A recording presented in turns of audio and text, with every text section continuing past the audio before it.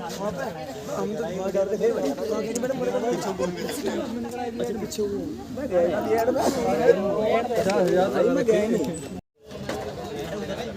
मैं तेरी photograph start ज्योति मैं भी मेरा भी मैम ने बताया नहीं था मजे का फोटो ले ले नहीं तो ये वीडियो बना रही बेटा इसको तुम थोड़ा सा पीछे हो बस।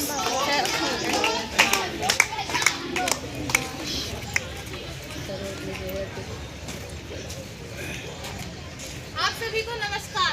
हम मेरठ कॉलेज के छात्र आप सबके सामने आज एक नुक्कड़ नाटक लेकर प्रस्तुत हुए हैं जिसकी थीम है पढ़ेगा इंडिया तभी तो बढ़ेगा इंडिया।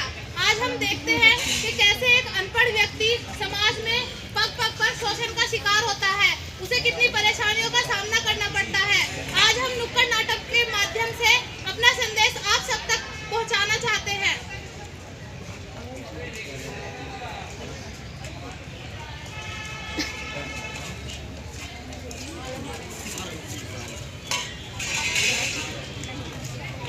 अरे भूरी बच्चे कहाँ हैं? पढ़ाई करते हैं। कौन से कमरे में बैठे? वो खेलने बैठे। ए फॉर बड़ा apple. A for apple. A for apple. B for बड़ा एप्पल। C for छोटा एप्पल. अरे लड़के तुमसे मैंने कितनी बार मना किया है कि तुम मत पढ़ा करो, अपने भाई को पढ़ने दो। तुम घर का काम में हाथ बटाया करो अपनी माँ के साथ। नहीं हमें को पढ़ना है। काम करना है। चलो उठो, घर के पढ़ने दो अपने भाई को। नमस्ते कल्लू जी। नमस्ते। आपने आज बच्चों को स्कूल नहीं भेजा? अरे मैं भी आया हूँ खेलने, थोड़ा पढ़ रहे थे, ये लाला पढ़ रहा था। चल बेटा लाला बड़ा हो जा, स्कूल जा। अरे अपनी लड़कियों को भी तो स्कूल भेजिए। ना मैडम जी इन्हें नहीं पढ़ाना, ये घर का काम करेगी। अरे क्या आपको पता नहीं है कि लड़कियों को भी शिक्षा के समान अधिकार है? बेटा इधर लो. हाँ ऐसे. नहीं मैडम जी हम लड़कियों को नहीं पढ़ाएंगे क्योंकि हमारे घर का काम बहुत रहता है, तो ये घर के काम में हाथ बटाएंगे अपनी माँ के साथ। देखिए आजकल का जमाना पढ़े लिखे लोगों का है, लेकिन फिर भी आपकी इच्छा है, अगर आप नहीं पढ़ा रहे हैं बाद में आपको पछताना पड़ेगा इसके लिए। कोई नहीं मैम, हमें तो बच्चों की शादी करनी है, लड़कियों की इनकी, हमें लड़के को पढ़ाना है और बस लड़के को ही पढ़ाएंगे। ठीक है आप जैसे तो जैसा कि आप सबने देखा कि आज के टाइम में भी एक व्यक्ति कैसे लड़के और लड़की में पढ़ाने को लेकर भेदभाव करता है। वो अपनी लड़कियों को सिर्फ घर के कार्यों में लगाना चाहता है, जबकि लड़के को पढ़ा लिखा कर अफसर बनाना चाहता है। लेकिन हम देखते हैं कि आगे आने वाले टाइम में उसे इसके क्या दुष्परिणाम देखने को मिलेंगे।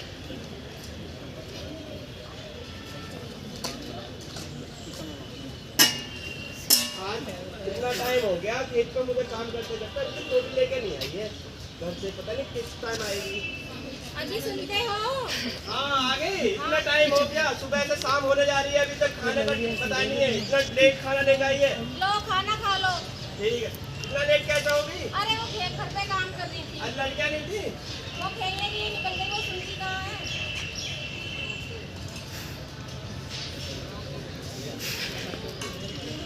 डाकिया आया. कल्लू भैया राम राम. बाकी राम कैसे आना हुआ? आना ऐसे हुआ है, आपकी एक चिट्ठी आई है.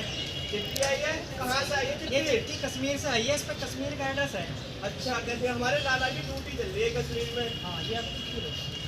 अरे ये सब पढ़ देते बाबूजी, आपकी बहुत कृपा होती, मुझ पे ना आता पढ़ना। कल्लू देखो तो मैं इस चिट्ठी को नहीं पढ़ सकता. अभी सारे गाँव में चिट्ठियाँ बांटनी है. आप एक काम करो, ये चिट्ठी आप जमींदार से पढ़वा दो.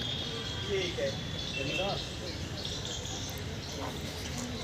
तो आपने देखा कि कैसे एक व्यक्ति को डाकिये से अपनी चिट्ठी पढ़वाने के लिए हेल्प मांगनी पड़ी, लेकिन वो उसकी मदद न करके अपने काम पर निकल गया। तो आइए देखते हैं कि अब वो अपनी मदद के लिए किसके पास जाता है और कैसे वह चिट्ठी पढ़वाता है। बेटे के सरपंच जी राम राम कल्लू राम. कैसे हो सरपंच जी? बढ़िया, तू सुना कैसे आना हुआ आज मेरे पास? सरपंच साहब आपसे एक काम था। अच्छा क्या काम है बता. अरे ये मेरे लाला की चिट्ठी आई है, वो कश्मीर में ड्यूटी पे है, तो ये पढ़वानी थी। मेरे से पढ़ना आता ना, कल मैंने उनसे भी कही डाक के बाबूजी से, उन्होंने भी मना कर दिया पढ़ने के लिए। आप पढ़ देते। चल चिट्ठी तो मैं पढ़ ही दूंगा जी। पर तुझे एक काम करना पड़ेगा मेरा. हाँ जी। वो थोड़ा सा खेत पे से धान की बोरियां आई हुई हैं, तो इन्हें उठा के जरा गोदाम में रखवा दे, पढ़ता हूँ फिर तेरी चिट्ठी। ठीक है, रखता हूँ।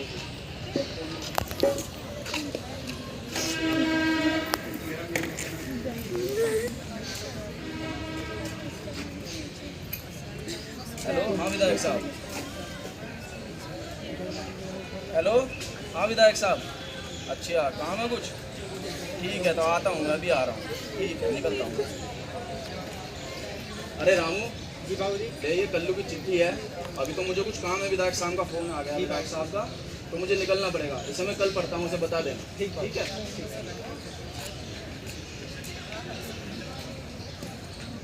अरे सरपंच साहब कहाँ गए रामू?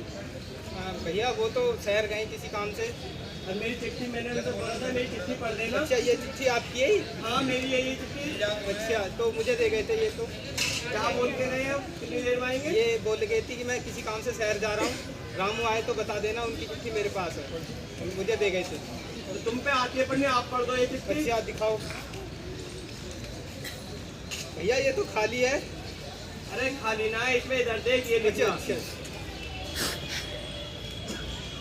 भैया, कल्लू ये तो बाहर देश की भाषा सी लग रही भैया। अरे तू भी अंगूठा टेक ही दिखा है मेरी तरह, तू भी अनपढ़ी दिख है भाई, तुझ पे भी नहीं आता पढ़ना है, तू भी मेरी तरह ही रहा। चल देखता हूँ मैं कहीं जाता हूँ, अब किसके पास जाऊँ गाँव में।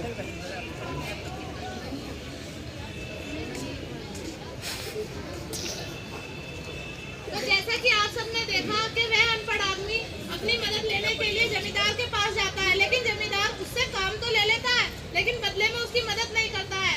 कई बार आदमी अपनी शिक्षा का सही लाभ न उठाकर अपना स्वार्थ भाव दिखाता है। तो आगे देखते हैं कि वह कैसे अपनी मदद के लिए किसके पास पहुंचता है। रामलाल जी, कैसे हो? मैं ठीक हूँ, तू बताओ। मैं भी ठीक हूँ। आज कैसे आना हुआ?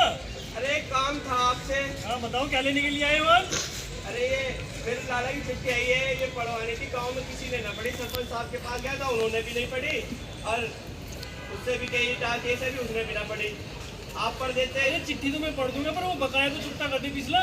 अरे अभी मेरे लड़के की तनख्वाह नहीं आई है, वो ड्यूटी कर रहा है ना कश्मीर में, उसी की चिट्ठी आई है ये। तो फिर इसका खर्चा पानी देना पड़ेगा भाई। इसका खर्चा पानी हाँ कल चलो दे दो, पढ़ तो दोगे ही था, कुछ हाँ, दे दूंगा खर्चा तो। पानी दे पहले। तो लाला जी अच्छा, ये तो ब्याज हो गया पहले का। पहले का ब्याज। हाँ, अरे लाला जी मूल लेगा, मूल ऐसा लेगा। ऐसा वो मत करो। मूल लेकर आना तब पढ़वाना। चल, अरे चल, तेरी चिट्ठी पढ़ूंगा मैं।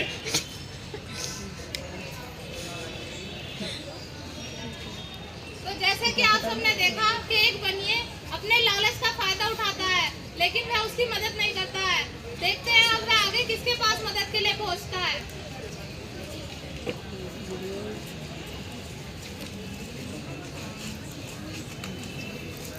मैडम जी नमस्ते।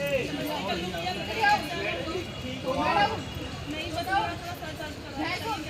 मैडम जी ये चिट्ठी आई थी हमारे लड़के की, वो तुमने तो पढ़ाया गया मेरे बच्चे को, उसकी चिट्ठी आई है। बहुत कृपा हुई, किसी ने नहीं पढ़ी पूरे गांव में। अभी नहीं पढ़ सकते हैं, अभी मेरा सर बोल रहा है। देखो बच्चे को मैंने खेलने के लिए भेजा हुआ है, अभी मैंने पढ़ दो मैडम जी। नहीं, मैं अभी नहीं पढ़।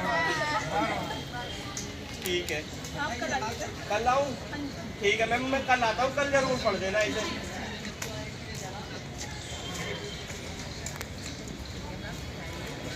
वह आदमी थक हार कर अपनी मदद के लिए जहाँ पर शिक्षा का आधार है, जहाँ से सबको शिक्षा मिलती है, वहाँ पहुँचता है, लेकिन वहाँ पर भी वह मदद को न पाते हुए थक हार कर अपने घर लौट जाता है और परेशान होकर सो जाता है। अब देखते हैं आगे क्या होता है।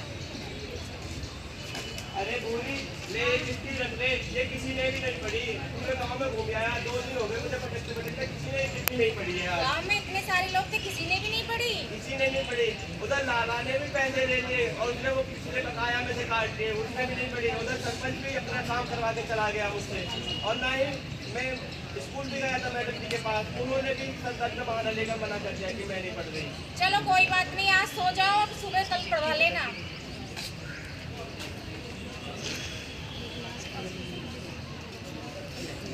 पढ़ाई तो भी ये तू पढ़ दे इसे। जी चाचा। बता दे क्या लिख रहा है इसमें। जी चाचा। चाचा, ये तो शोक संदेश है। इसमें लिखा है, जो आपका पुत्र है आतंकवादियों द्वारा मुठभेड़ में शहीद हो गया है। हाय राम, मेरा बच्चा। अरे मेरा बच्चा, मैं क्या करूं?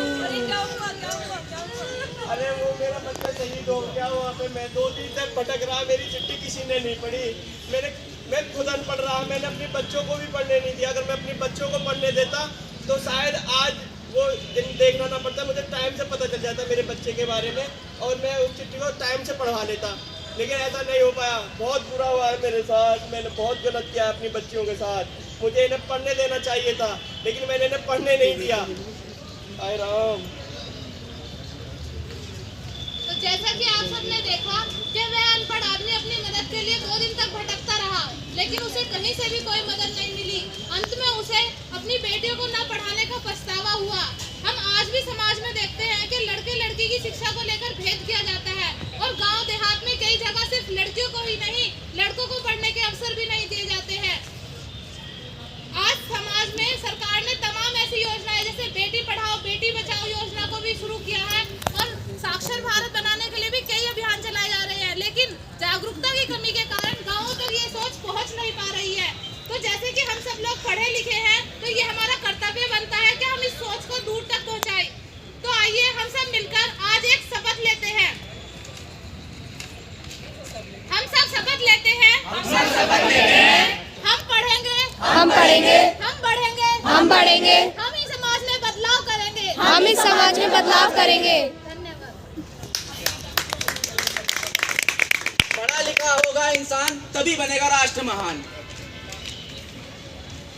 ध्यान दीजिए, लक्ष्मी की चोरी की जा सकती है किंतु सरस्वती की नहीं।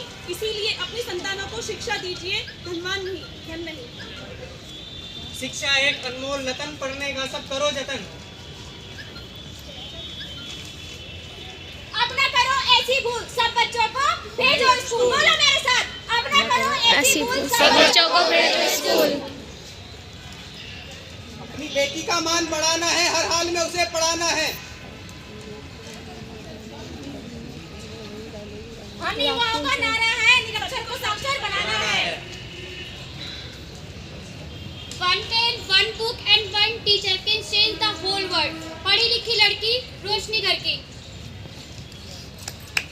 घर घर विद्या दीप जलाओ, अपने बच्चे सभी पढ़ाओ। हम युवाओं ने ठाना है